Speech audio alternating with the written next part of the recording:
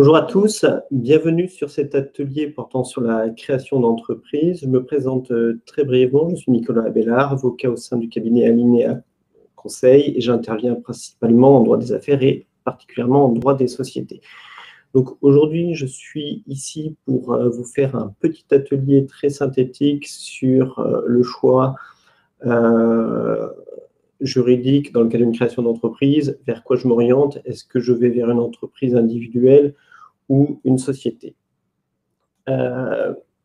Alors, rapidement le sommaire. Donc, je vais d'abord vous parler du contexte, après vous présenter de manière synthétique les principales différences entre une entreprise individuelle et une société. Et puis, à la fin, donc, vous verrez un petit tableau synthétique comparatif entre les différentes formes possibles d'exercice de votre activité.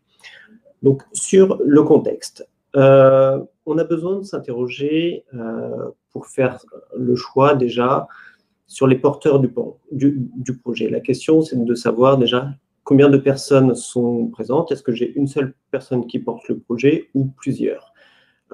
Évidemment, si j'ai plusieurs personnes, le choix ne sera pas le même que si j'ai une seule personne. On se penche également sur la situation familiale du créateur d'entreprise et notamment son régime matrimonial. Il faut bien avoir en tête que le régime matrimonial peut avoir un impact sur l'entreprise et inversement, l'entreprise peut avoir un impact sur le régime matrimonial et sur la situation familiale d'un couple. Je m'explique. Par exemple, si vous êtes marié sous le régime de la communauté, si je dois constituer une société par des apports, notamment de numéraire, de l'argent, j'aurai besoin de l'accord de mon conjoint pour faire l'apport d'une certaine somme. De la même manière, une entreprise peut avoir un impact sur le couple. Par exemple, entreprise individuelle, où je vous présenterai, j'ai une responsabilité illimitée.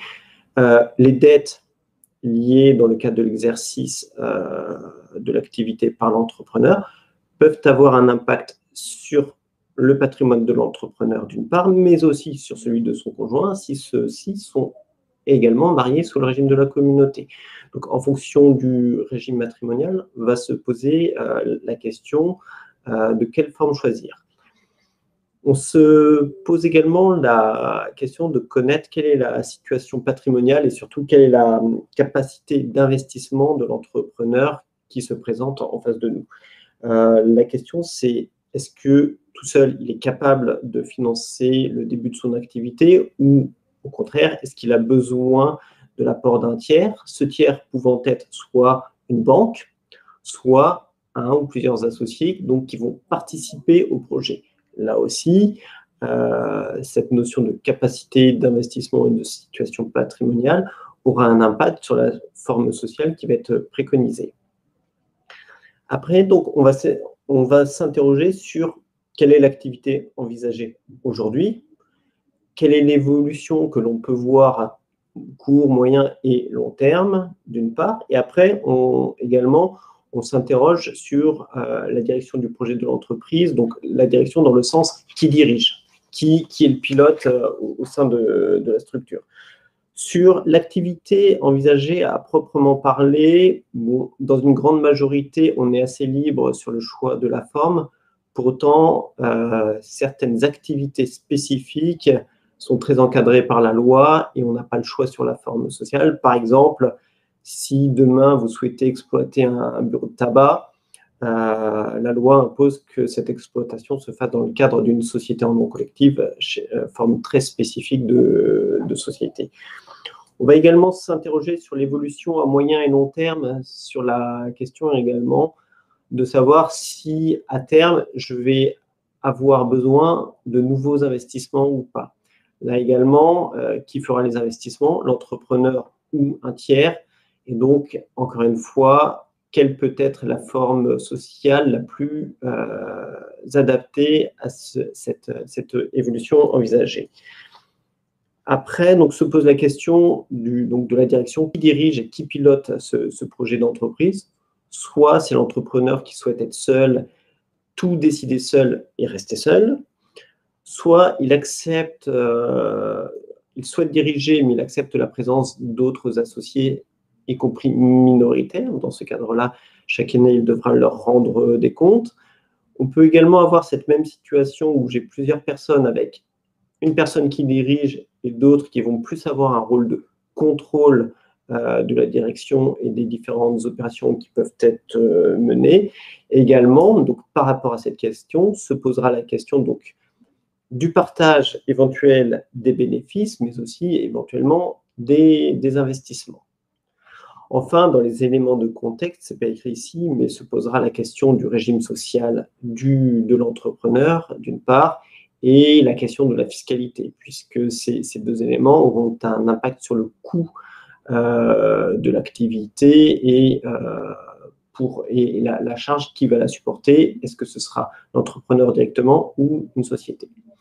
Donc maintenant, je vais vous parler à proprement parler de l'entreprise individuelle ou de la société. Donc, premier temps, l'entreprise individuelle et second temps, la société. Ce qu'il faut bien avoir en tête, si demain vous vous lancez dans un projet et donc sous une forme d'entreprise ou entrepreneur individuel, c'est que d'une part, comme son nom l'indique, vous êtes seul. Entreprise individuelle, c'est-à-dire que c'est une entreprise qui est formée par un seul individu. Cette entreprise, c'est la même personne que l'entrepreneur. Donc, ça n'est pas une structure juridique à part entière. Et donc, c'est la personne, Monsieur Dupont, qui va être entrepreneur individuel. Donc, c'est Monsieur Dupont qui est responsable de cette activité. Alors, il existe un certain nombre de régimes spécifiques d'entreprises individuelles, tant juridiquement que d'un point de vue social et fiscal. Je pense notamment à l'entreprise individuelle à responsabilité limitée, qui est une forme spécifique juridique. Et au niveau social et fiscal, vous avez des régimes dits de faveur, et je pense notamment à la micro-entreprise. Je ne vous les présenterai pas en détail, je n'ai pas le temps. C'est des informations que vous pouvez trouver très facilement auprès des organismes type CCI et autres. Les avantages d'être en entreprise individuelle. Tout d'abord, c'est que c'est très facile de créer ce type d'entreprise dans la mesure où ça ne nécessite aucun formalisme particulier. Au niveau de la fiscalité, c'est simple, vous êtes les résultats qui sont réalisés par l'entrepreneur individuel sont soumis à l'impôt sur le revenu, que ce soit dans la catégorie des BIC ou BNC, mais il n'y a pas de spécificité particulière. Vous n'avez pas d'obligation de déposer des comptes auprès du greffe du tribunal de commerce. Ça ne veut pas dire que vous n'avez pas d'obligation de tenir une comptabilité, mais vos résultats ne sont pas publiés au greffe du tribunal au registre du commerce et des sociétés, pardon. En termes de coût de fonctionnement, dans la mesure où c'est facile et très souple, c'est ce qu'il y a de moins cher, ça c'est évident. Les avantages, c'est que l'entrepreneur est seul aux commandes, c'est un avantage, mais ça peut également être perçu comme un inconvénient dans la mesure où on est seul aux commandes, on est seul face aux problèmes. Et enfin, c'est une forme qui est adaptée aux activités qui ne nécessitent pas beaucoup d'investissement et surtout peu de risques. Les inconvénients, l'inconvénient principal, c'est que l'entrepreneur individuel est responsable de manière illimitée dans le cadre de son activité. Il y a quelques limites, notamment sa résidence principale est insaisissable de plein droit, et s'il est propriétaire d'autres biens immobiliers, il peut faire des déclarations d'insaisissabilité, c'est-à-dire que les créanciers ne pourront pas venir les saisir. En revanche, tous les autres biens, que ce soit les comptes bancaires, une voiture ou autres, peuvent être saisis par des créanciers. Donc là, c'est le principal inconvénient. Le second inconvénient, c'est que le fait d'être entrepreneur individuel fait donc, comme je vous le disais, qu'on est soumis à l'impôt sur le revenu. Plus on gagne d'argent, plus on monte dans les tranches d'imposition élevées. Donc, l'activité peut générer une fiscalité très importante si les revenus sont eux-mêmes importants. La société, maintenant, très rapidement, qu'est-ce que c'est? C'est une personne morale. C'est une personne qui est distincte de la personne de son ou de ses associés, qui a la personnalité juridique. Elle dispose de son propre patrimoine qui est distinct de celui de ses associés. Donc, l'argent de la société n'est pas l'argent de ses associés. Et attention, il ne faut pas prendre, entre guillemets, dans la caisse. Ça ne vous appartient pas. On peut prendre l'argent qui appartient à la société dans le cadre de distribution de dividendes ou rémunération, mais il faut que je puisse le justifier juridiquement.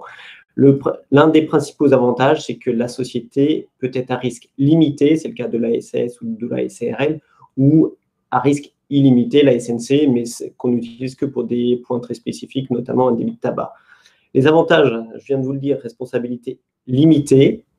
Le patrimoine des associés est protégé donc dans les sociétés à risque limité, avec une réserve toutefois.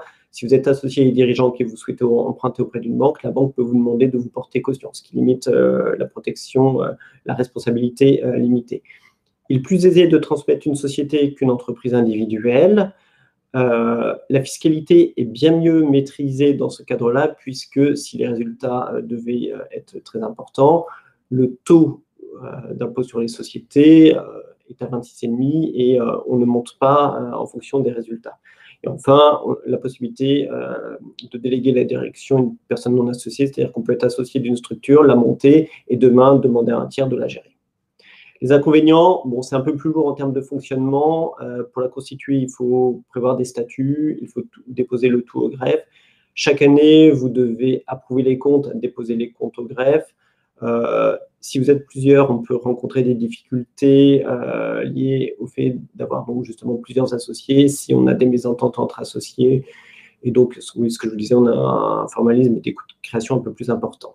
Très rapidement, donc, tableau synthétique entre l'entreprise individuelle de base en régime spécifique, la SRL et la SAS. Donc, si vous êtes seul, vous pouvez partir sur ces trois schémas dans la mesure où la SRL et la SAS autorisent la possibilité d'être justement avec un seul associé. La SRL s'appellera alors EURL et la SAS SASU.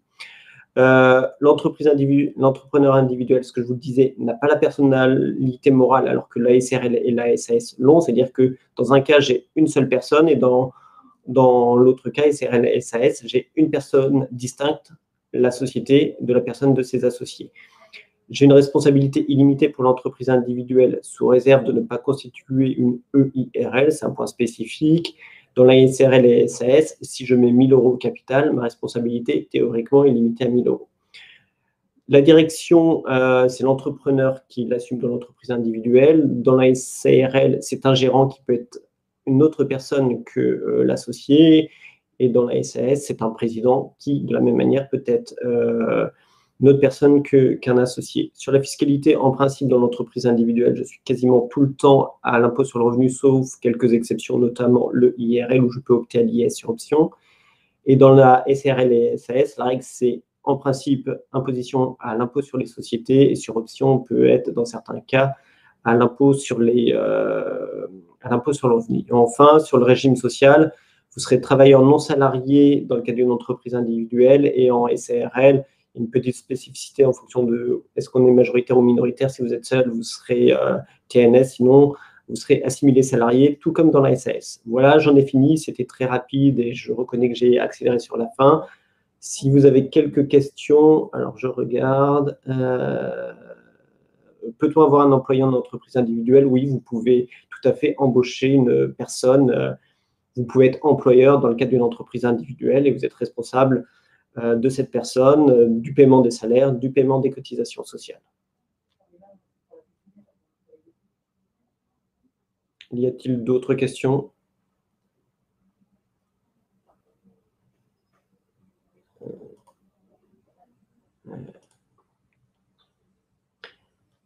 Quel est le statut le plus favorable pour une personne travailleur handicapée ayant une pension? Alors, je ne connais pas spécialement cette situation. Je ne pense pas qu'il y ait un statut plus favorable par rapport aux trois statuts que je vous ai exposés. Ça va dépendre de l'activité qui va être... la question, c'est est-ce que le travailleur handicapé souhaite exercer et monter une entreprise? Si oui, moi, je partirais peut-être sur une société. La société a le mérite d'être à responsabilité limitée. TNS, Miguel nous le demande, ça veut dire travailleur non salarié. C'est un régime social spécifique qui précédemment, donc vous dépendiez du RSI, maintenant c'est le SSI ou l'URSSAF.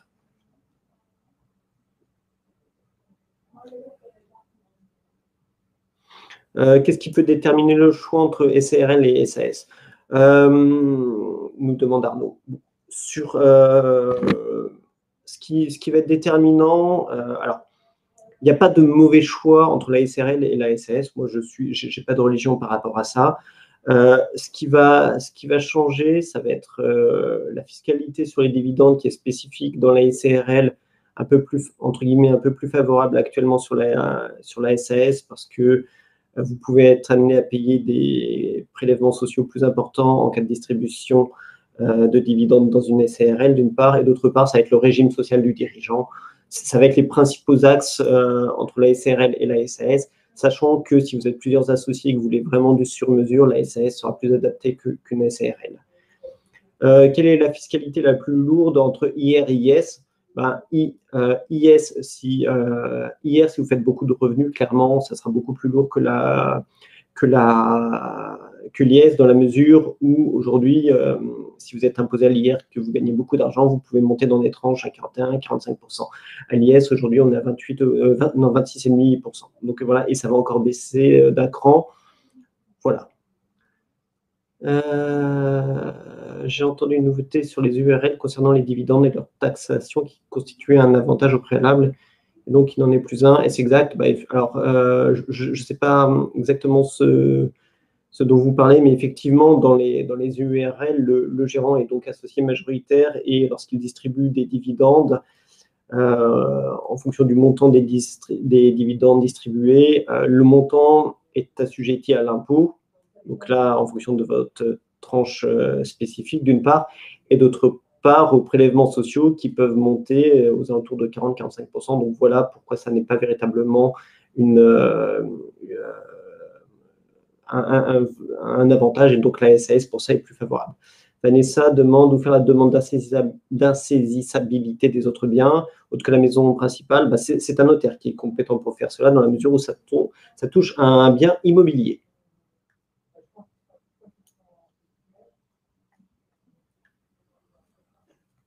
Voilà. Bon, a priori, plus d'autres questions.